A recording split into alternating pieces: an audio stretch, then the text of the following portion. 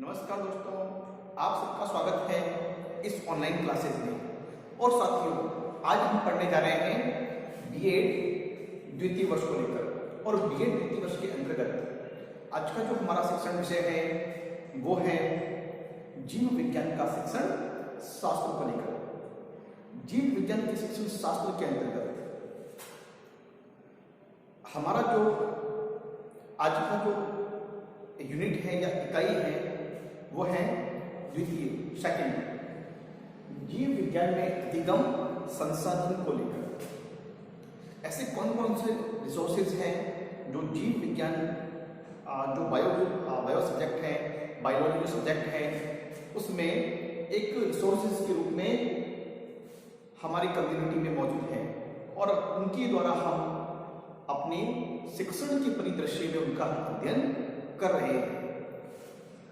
तो साथियों, उसी द्वितीय इकाई के अंतर्गत सेकेंड यूनिट में हमारा जो आज का जो प्रकरण है, टॉपिक है, वो है विज्ञान मेला और प्रदर्शनी का संगठन। विज्ञान मेला या प्रदर्शनी का संगठन, organisation of science fair and exhibition, कि आप साइंस फेयर या एग्जीबिशन को ऑर्गेनाइज किस प्रकार से कर सकते हैं।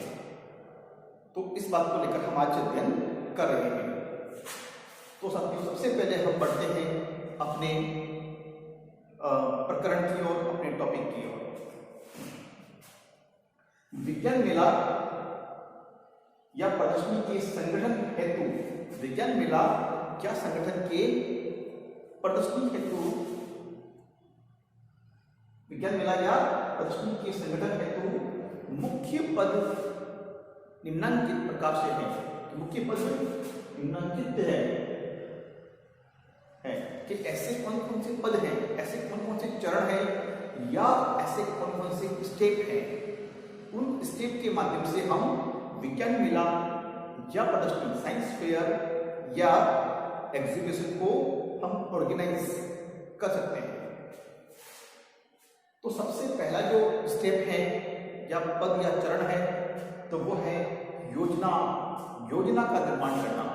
एक योजना बनाना मतलब उसकी प्लानिंग करना कि हम इस फेयर्स या साइंस फेयर या एग्जीबिशन को किस प्रकार से ऑर्गेनाइज करें।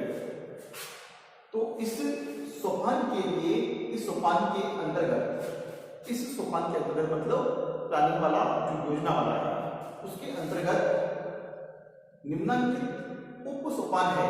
एक उप सोपान का मतलब यहाँ पर एक सब स्टेप है। इसका स्टेप का भी एक सब स्टेप कौन कौन से हैं जिनको हम फॉलो करते हुए हम अपने उस साइंस फेयर या फेस्टिवल को एक सही रूप में या व्यवस्थित रूप में हम उसको ऑर्गेनाइज करें।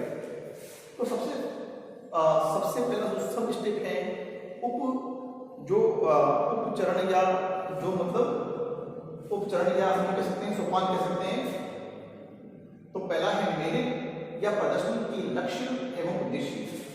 फर्स्ट यही है कि आप जिस साइंस फेयर या एग्जीबिशन को ऑर्गेनाइज कर रहे हैं, तो उसके पीछे उसकी गोल्स क्या है, लक्ष्य क्या है, किन गोल्स को लेकर आपने इसको ऑर्गेनाइज किया है, या उसकी एम क्या है, उद्देश्य क्या है, लक्ष्य क्या है, कि किन लक्ष्यों की पूर्ति आप चाहते हैं, या उसके साथ में ऐसे कौन से उद्देश्य हैं जो आपके यहाँ पर पूरे हो जाएंगे।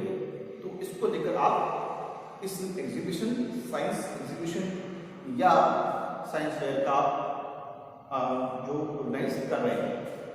ठीक उसी प्रकार से सेकेंड वाला जो सब स्टेप है वो कहता है कि प्रदर्शनी का क्षेत्र कि जो आपकी एग्जीबिशन है या साइंस फेयर है, उसका क्षेत्र, उसका जो क्राइटेरिया है वो कहाँ तक रहने वाला है, उस क्राइटेरिया कितना होगा, उसके बारे में यहाँ पर बात की जा रही है। उसके बाद में है तीसरे नंबर पर या थर्ड नंबर पर है विधि, उसका मेथडोलॉजी को लेकर बात की जाती है कि उसका मेथड किस प्रकार से होना चाहिए, उसकी विधि कैसी होनी चाहिए। तो उसको लेकर भी हम प्लानिंग कर सकते हैं। ये प्लानिंग का एक हिस्सा ही है। नंबर 4 पे आता है, नंबर 4 पे आता है वित्तीय व्यवस्था। एक फाइनेंशियल मैनेजमेंट, एक फाइनेंस मैनेजमेंट का मतलब है यहाँ पर यह है कि इसको जो आप एग्जीबिशन या साइंस फेयर का ऑर्गेनाइज करने जा रहे हैं,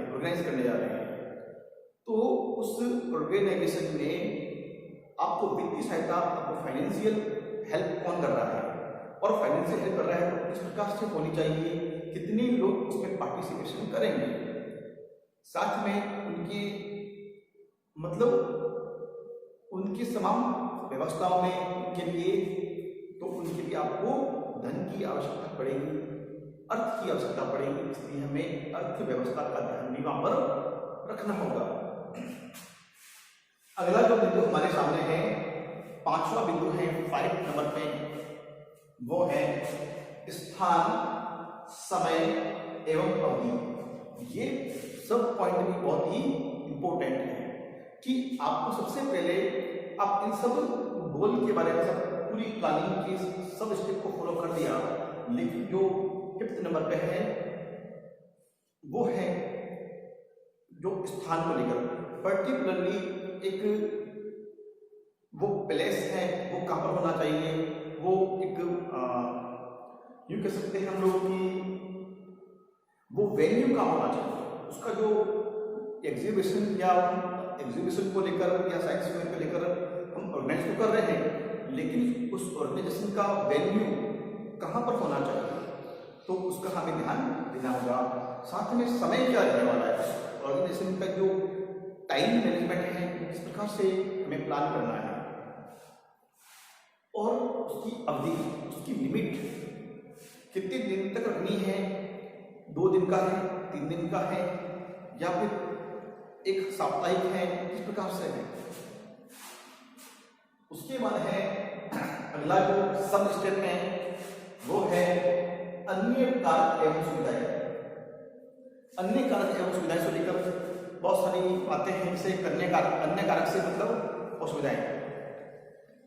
आपको अन्य कारक में मतलब हमें साइंस फेयर जब आयोजन कर रहे हैं तो हमारे जो पार्टिसिपेट करने वाले जो तमाम व्यक्ति हो, उसमें सभी तमाम सारे व्यक्तियों के लिए आपको व्यवस्था कि उनके लिए क्या व्यवस्था जो आवश्यक होगी, मूलभूत आवश्यकता उनकी क्या होगी, उसके लिए उन्हें आवश्यकता को करना है। जैसे बाहर से आने वाले व्यक्तियों के लिए भोजन की व्यवस्था है, ठहरने की व्यवस्था है, या उनके लिए शुद्ध पेयजल की व्यवस्था है। तो इन तमाम सारी व्यवस्थाओं पे हमें ध्यान देना होगा। ये अन्य कारक पाए जाएंगे। साथ में कोई व्यक्ति मान लीजिए इस बीच अस्वस्थ हो जाता है तो उसके लिए प्राथमिक उपचार की व्यवस्था क्या है, तो तमाम सारी व्यवस्थाओं के लेकर हम इसमें अन्य कारक में शामिल कर सकते हैं। अब आता है पहला जो स्टेप है वो है योजना, और दूसरा जो मुख्य स्टेप है, मेन स्टेप है, वो है कार्य का विभाजन।